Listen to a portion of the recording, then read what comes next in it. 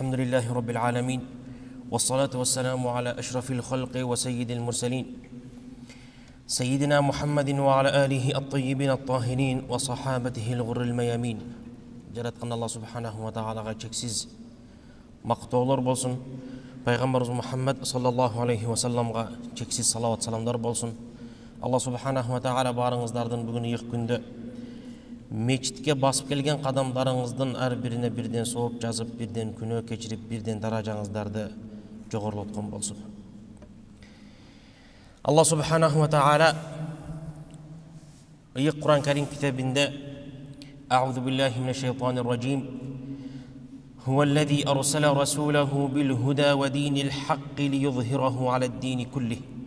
Ал чынында пайғамбарыны жіберді жақшылыққа шақырып, чындық динге, тура динге шақыру үшін, жана башқа диндерге қарағанда үстемдік қылу үшін дейді. Алла субханаху ва тағала үмметке қайрылып, пайғамбар саллаллаху алейхи ва саллам үмметіге айтты: وَكَذَلِكَ جَعَلْنَاكُمْ أُمَّةً وَسَطًا. Біз сілерді орта үммет қылдық деді. Аша чаппаған, ошондой эле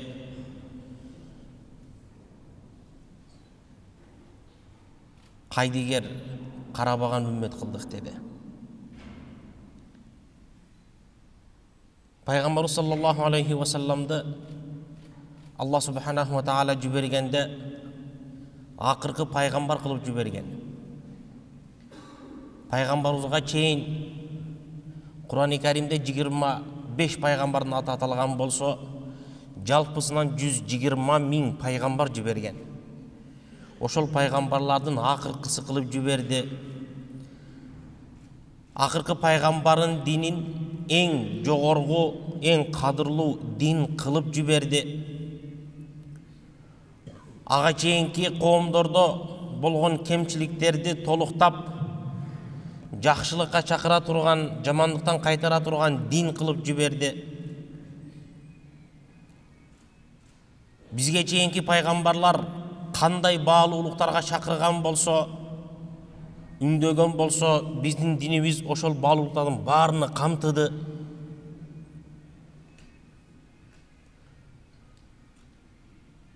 Жанада Алла субханаху ва тағала үмметке қайрылып Құран-ы Кәрімде мындай деді: قُلْ يَا أَهْلَ الْكِتَابِ لَا تَغْلُوا فِي دِينِكُمْ غَيْرَ الْحَقِّ. Айтқының ей Мұхаммед, китеп иелеріне айтқының дейді, чегіңерден ашпағыла. Ей китеп иелері, чегіңерден ашпағыла, аша чаппағыла. Чындықты ғана ерчей тұрған болғыла, жана силерге чейинки өздөрү адашкан жана башкаларды адаштырган коомдун жеке кызыкчылыктарыны ээрчибегиле деди. Алымдарыбыз айтат, бул аятта Алла субханаху ва тағала китеп ээлериге кайрылганы менен буйруктун, тапшырманын мақсаты пайғамбарымыз саллаллаху алейхи ва салламдын үмметі болгон дейді. Динде аша чаппагыла деген маанини берет дейді. Андай түшүнүк кайдан келди? Алар пайғамбарымыз саллаллаху алейхи ва салламдын Ибн Мас'уд радияллаху анху риваят кылган хадисине келип таянышты. Пайғамбарымыз саллаллаху алейхи ва саллам айтты: Халакал мутанатти'ун, халакал мутанатти'ун, халакал мутанатти'ун деп 3 жолу кайталады. Халака деген сөз кор болду, жок болду. Ал мутанатти'ун кимдер жок болду? Кимдер кор болду? Ал мутанатти'ун bir нерсени аша чаап бекем карманган адамдарды айтат. кайсыл бир нерсени аша чаап бекем карманган адамды айтат. Пайгамбарыбыз саллаллаху алейхи ва саллам чегиден ашкандар, динди туура түшүнөмүн деп, динге туура амал кылам деп чегинен ашып кете тургандар, булардын бардыгы мындайча айтканда кылганы бир тыйын болот деди. Баарыбыз билебиз, Пайгамбарыбыз саллаллаху алейхи ва саллам доорунда, заманасында 3 адам динди жаңы кабыл алган.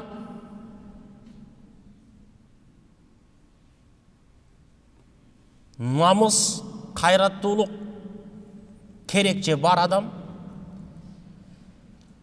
Биз канткенде жаратканга жакын болобуз, жана Пайгамбарыбыз саллаллаху алейхи ва салламга татыктуу үммөт болобуз деген суроо менен Айша энебизге кайрылышат. Сурашат. Пайгамбарыбыз саллаллаху алейхи ва салламдын ибадаты кандай эле? Сураган соң, билген соң, эми Пайгамбарыбыздын күнөөсү кечирилген адам болсо,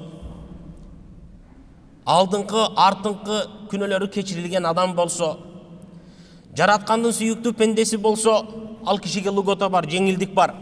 Ал көп ибадат кылбаса деле боло берет. Биз андан да көбүрөөк ибадат кылалы деп 3 адам атаңдашып 3 ант беришет. Биринчиси айтат: "Амма ана фа усалли лейла кулла." Мен бүгүндөн баштап түнү бою ибадатта чыгамын дейт.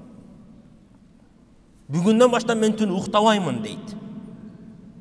Түнүм ибадат менен, тахажжуд менен өтө турган болот дейт бүгүндөн баштап. Экинчиси айтат, андай болсо: "Амма ана фа асумун нахар." Мен бүгүндөн баштап күндүз орозо гана боломун дейт. Оозумду такыр ачпаймын дейт. Күнүнө орозо кармаймын дейт. Үчүнчүсү айтат, андай боло турган болсо: "Фа ана ла атазавважун ниса." Мен эч качан аял кишиге үйлөнбөймүн дейт.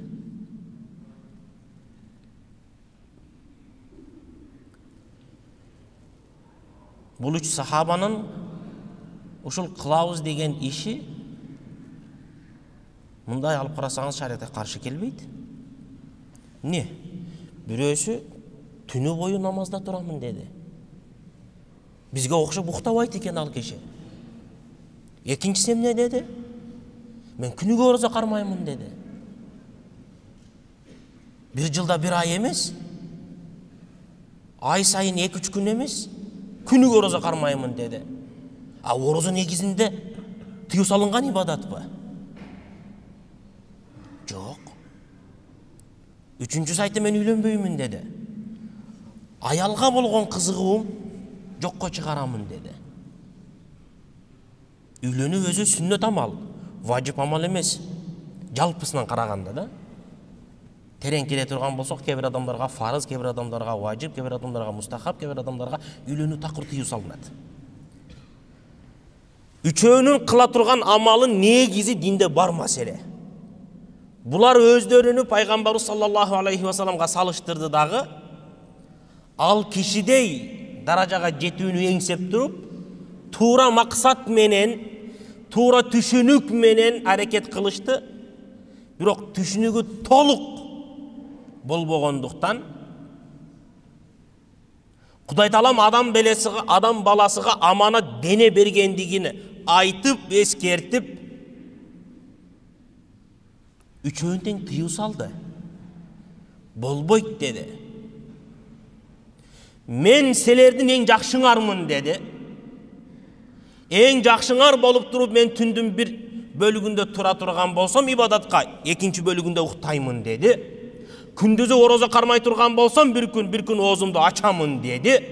Аялдарга үйлөнөмүн деди. Кимде ким ушул нерседен баш тарта турган болсо, ал менин үммөтүмдөн эмес деди.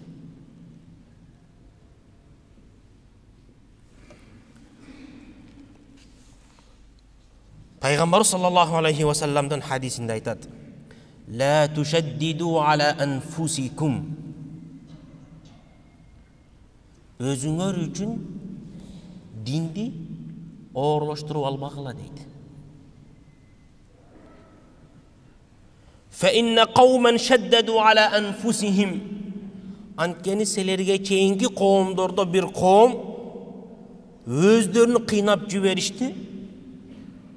فَشَدَّدَ اللَّهُ عَلَيْهِمْ. Аллах субханаху ва таала келип туруп аларды дагы кыйнап жиберди деди.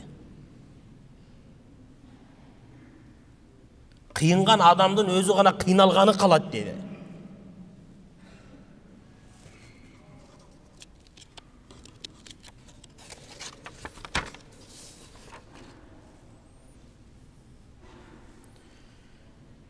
Ayşe enebizin aslında bir ayal kişi geldi. Peygamber sallallahu aleyhi ve sellem birazdan kirip geldi dağı. Miman keliptir, kim geldi dese Ayşe enebiz janakı ayal kişinin maktap gitti. Ya Resulallah, bul ayal kişi namazı uşunday, orozosu tigindey, ilimi tigindey, amalı tigindey. Maktap gitti ayal kişini. Peygamber sallallahu aleyhi ve sellem ne dedi? Tohto dedi. Aleykum ma tutiqun. Kolunlardan gana gele turgan nersege amal kılgıla dedi.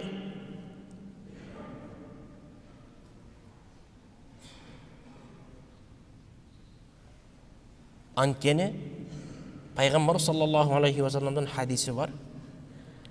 Hayrul umuri adwamuha ve in qalla. Amalların en жақшысы қандай амал деп сұралғанда Пайғамбар саллаллаху алейхи ва саллам эмне деп жооп берген? Az болсо да қалбаған амал dedi. Az болсо да тоқтобогон амал dedi. Бүгүн түнү Жума күнү болду. Мечитке келдиңиz, иманыңыз күчөйдү, жакшы достор менен, жакшы адамдар менен жолуктуңуз, имамдын маселесин уктуңуз, сабагын таасир алдыңыз дагы үйгө барып туруп, все, бүгүндөн баштап мен тахажжудка турамын деп туруп, ошол түнү 4 саат, 5 саат, бир 20, 30, 40, 50 рекет намаз окуп жибердиңиз. Ертесиге турдуңуздагы андан да көбүрөөк окуп жибердиңиз. Демалышта. Üçüncü günü turduğunuzdağı 7. günü bol kalat. Dağı namazı kıyratıp okup jiberdiniz. Ertesi jumuşka kıynalıp bardınız, çarçap bardınız, uyku az bolgon. Jumuştan çarçap geldiniz, nasreniye yok. Okugan joksunuz. Жаңа адатка көнелексиз калып кетти. Ошол бойдон bir ay тахажжуд жок. Bir ayдан кийин кайра баштай турган болдуңуз. Кайрадан туруп 5 саат тик тура турган болдуңуз. Андан көрө бүгүндөн баштап туруп күнүнө 2 рекет окуңуз, 5 мүнөт убактыңыз кетет. Болду. Бирок токтобой турган болсун. Эртеси жумуш болобу, демалыш болобу, айырмасы жок боло турган болсун. Аллахын астында 5 saat turgandan көрө ушул күнүгө калбаган 5 мүнөттүк амал артык. Садака чыгаргыңыз келет. Качан бир бизнестен, бир соодадан, бир движениядан акча түшкөндө чыгарамын деп жүрдүңүз. Айда жылда эмес, кылымда бир жолу бир чыгара турган болуп калдыңыз. 100 000 бериңиз, миллион бериңиз. Андан көрө күнүнө 10 сом, 15 сом, 20 сом, 50 сом, 100 сом чыгарыңыз. Күнүнө ушул артык.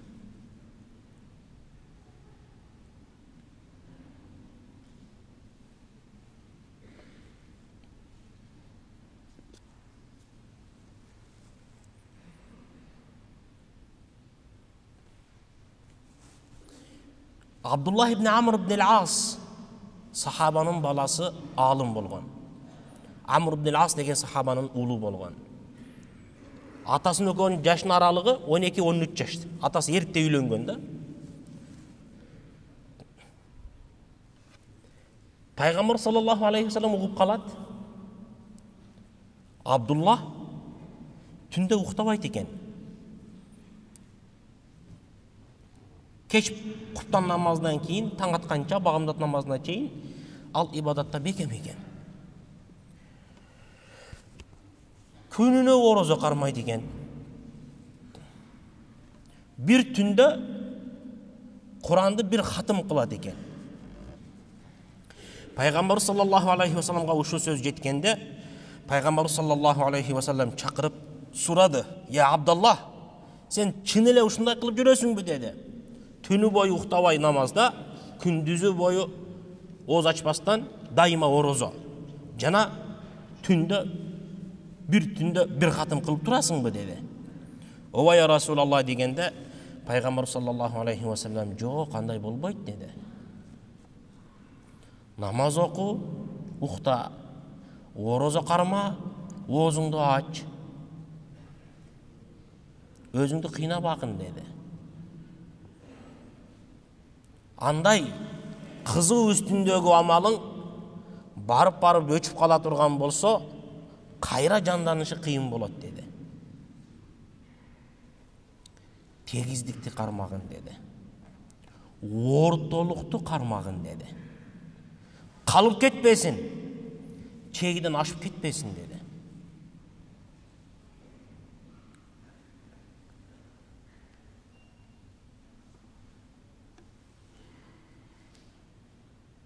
Пайгамбар саллаллаху алейхи вассалам кайтыш болгондон кийин Хазрат Абу Бакр 2 жыл халифа болот.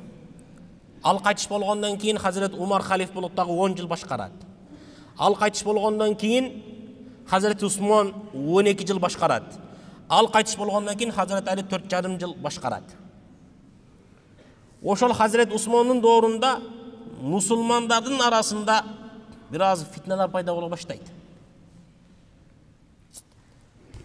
Пайгамбар саллаллаху алейхи вассалам айткан болот: "Силер мен өлгөндөн кийин ушунда бир коомдорго жолугасыңар.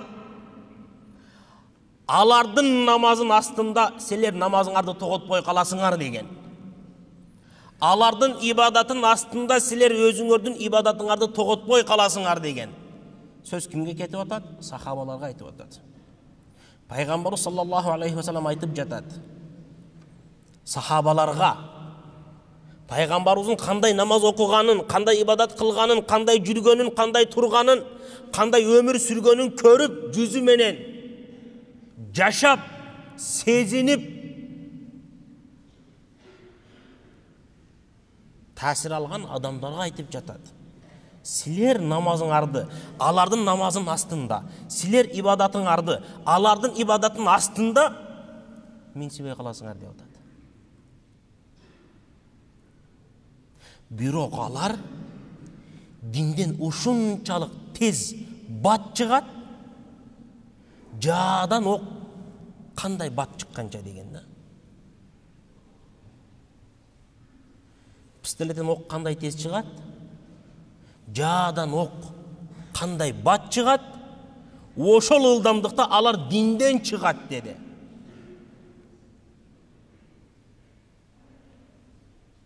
Ошолор фитнаны күчөп Хазрат Алиге каршы чыгышкан. Ибн Аббас радиаллаху анху пайгамбару саллаллаху алейхи вассаламдын агасынын баласы, эң илимдүү сахабаларынын бири Хазрат Алиге келип, падыша, жетекчиге келип суранат: "Я амир ал-муминин, мумундардын амери, мага рухсат бериңиз, намазды кечиктирип туруңуз, мен барып алар менен баарлашып келейин" дейт. Алардын сөзүн угайын, сизге койгон претензияларын дейт.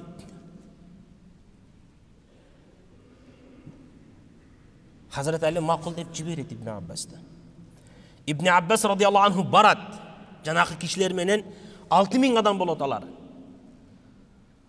Аларга барганда алардын жүзүндөгү ибадаттын белгисин көрүп таң калат.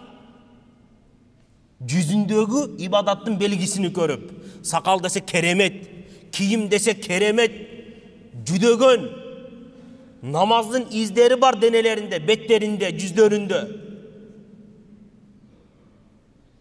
Уктабаганын белгиси көздөрүнөн байкалып турат. Арасында семизи толугу жок. Тамакты аз жеген.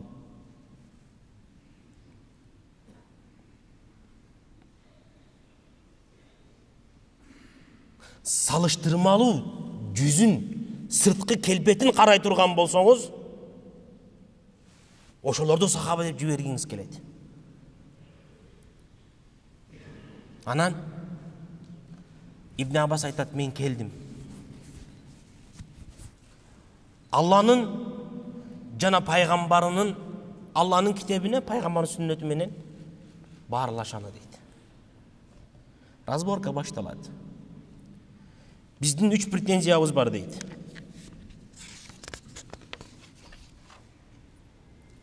Хош. Биринчиси, Алланын өкүмүн жүргүзбөй, o адамдардын өкүмүн жүргүздү, Амирил Муъминин Али шуну кабыл алды, туура эмес кылды дейт. Кандай болуш керек десе, Куранда Алла Таала айткан инел хукму илля лиллах. Буйрук бир гана Аллага деп айткан Куранда дейт. Макул. Бул биринчиси. Дагы кандай наразычылыгыңар бар десе, экинчисин айтат. Ага каршы чыккандарга каршы чыккандар менен согушту. Согушкандан кийин олжо алган жок дейт. Эгерде алар мусулман болгон болсо, аларга согуш ачкандын өзү кажети жок эле. Мусулман эмес боло турган болсо, алардан олжо алыш керек эле. Экинчи претензиябыз дейт. Макул. Үчүнчүсүн айткыла. Үчүнчүсү, халифа болуп шайлангандан кийин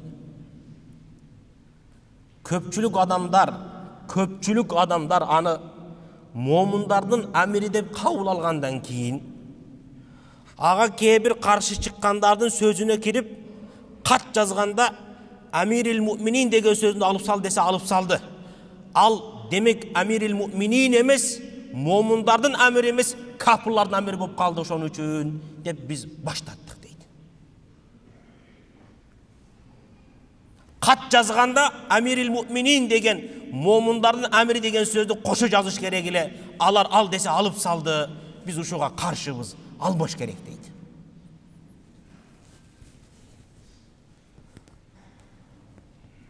Ибн Аббас радиаллаху анху айтат, биринчи силер койгон дооматыңарга дейт, Куранды окупсуңар дейт. Бирок Кудай Таалам силерге туура түшүнүктү бербептир да. Ошол Курани Каримде Алла субханаху ва таала ажылык сапарга чыккан адамдар ажылыкка чыгып территориясына жакындап калгандан кийин аңчылык, уучулук кылган болбойт, негизи тыюу салынат. Бирок кайсыл бир мусулман адам ажылыкка бара жатып, аңчылык, уучулук кылып кое турган болсо, ал иштраф төлөш керек. Анын иштрафын Кудай Таалам бир адилеттүү адам чечсин деп койгон. Алла Таалага таандык бир ажылык ибадаттын иштрафын чечүүнү кимге берип койгон? Жараткан Алла субханаху ва таала бир адилеттүү адамга деп койгон. Куранда ачык айтылган. Хазрат Ибн Аббас айтат, ошондо бир коён атылса, чымчык атылса, ошонун кунуна бир адамдын чечими жүргөнү артыкпы? Же миңдеген адамдар согушпай каны сакталыш үчүн чечим кылганы артыкпы дейт. Жанакылар айтат, болду, түшүндүк. Биздин түшүнүгүбүз Курандан толук болгон эмес экен деп бул маселени жабышат. Экинчи маселени козгогондо бул киши айтат, олжо алыш керек, албаш керек дегенде Хазрат Алиге каршы чыккан аскерлердин арасында түшүнбөстүктүн айынан Айша энебиз да бар болгон болот. Ошондо аларга айтат, силер Айша энеңерди согуштан кийин олжо катары алып күн кылып алгыңар келип турганбы ошондо дейт. Эгерде ооба дей турган болсоңор динден чыгасыңар дейт. Өздөрүнө суроо менен кайтарып экинчи маселесин өзүн жабат. Үчүнчү кат маселесинде айтат, Алини кое тургула дейт. Пайгамбарыбыз Мухаммад саллаллаху алейхи ва саллам Худайбия келишимини түзгөндө Меккеликтер менен кат жазып жатканда мин Мухаммадин Расулиллах, Алланын элчиси Мухаммадтан деп жазганда кафирлар айткан: Мухаммад, сен пайгамбар боло турган болсоң биз сени ээрчимекпиз, бирок биз ишенбейбиз. Ошон үчүн Алланын элчиси деп жазбагын, Мухаммад Абдулланын баласынан деп жазгын деп айткан. Пайгамбарыбыз саллаллаху алейхи ва саллам ушуга разы болгон. Анын алдында Али разы болбой тургандай ким дейт? 6000 адамдан 3 дооматына жооп алгандан кийин 2000 кайтат, 4000 ошол бойдон калат. Анан согуш ачылып, алардын бардыгы жаны кыйылат. Алардын жанын сахабалар кыйды. Неге? Динден болгон түшүнүгү төмөн болгон, жок эсеп болгон.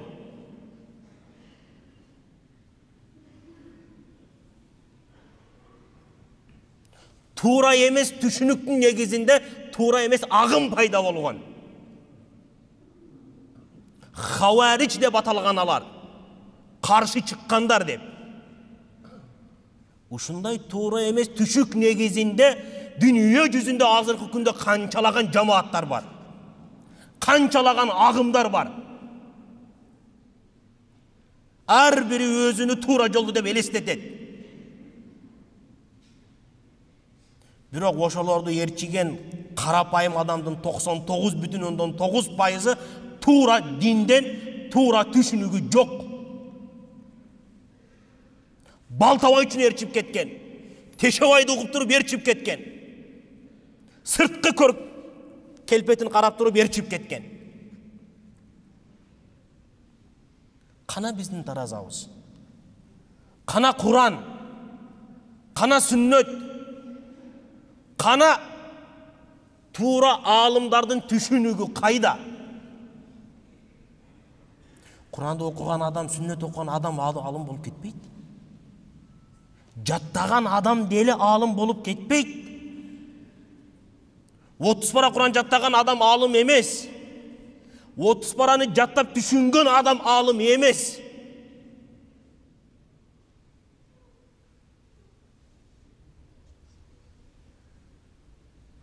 Бизчи 4 тамганы кошуп окуй албайбыз араб тилинде.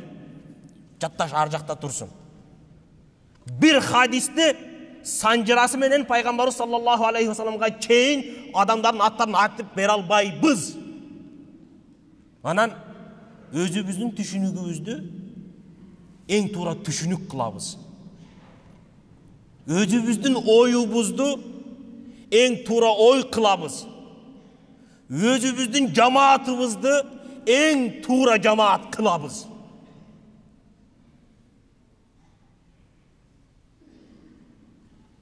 Катабы?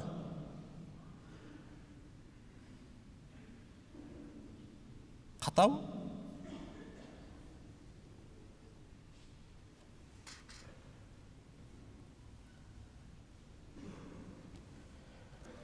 Пайгамбарыбыз саллаллаху алейхи ва саллам Хунайн согушунда Хунайн согушу бүткөндөн кийин олжолорду бөлүштүрөт. Ал кезде динге жаңы кирген миндеген араб адамдар болот.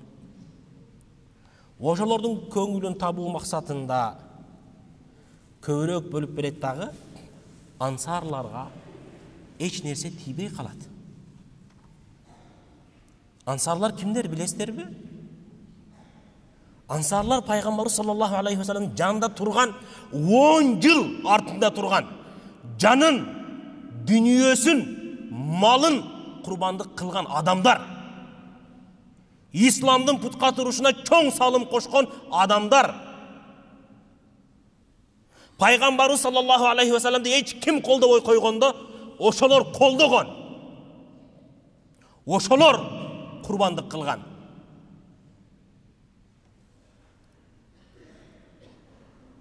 Пайгамбарыбыз саллаллаху алейхи ва саллям алардын таарынычы жетет. Аларга барат дагы түшүндүрүп, ачыктап, баарын көңүлүн кайра өзүгө табат, өзүгө бурат. Алар ыраазы болушуп кетет. Бир адам болот. Тура калат дагы, ey Алланын элчиси, сен адилеттүү бөлгөн жоксуң, Алладан корккун дейт. Пайгамбарыбыз саллаллаху алейхи ва салламга карап айтып атат. Сен адилеттүү бөлгөн жоксуң, Алладан корккун дейт. Пайгамбарыбыз саллаллаху алейхи ва саллам таң калат. Койгун, мен адилеттүү болбосом, анда ким адилеттүү болот дейт. Жанагы киши моюнсунбай артына карап чыгып кетип калат. Туруп кетет ал жерден. Ошондо пайгамбар саллаллаху алейхи ва саллам ачуулангандан артынан карап туруп айтат, мана шунун тукумунан дин бузарлар чыгат дейт.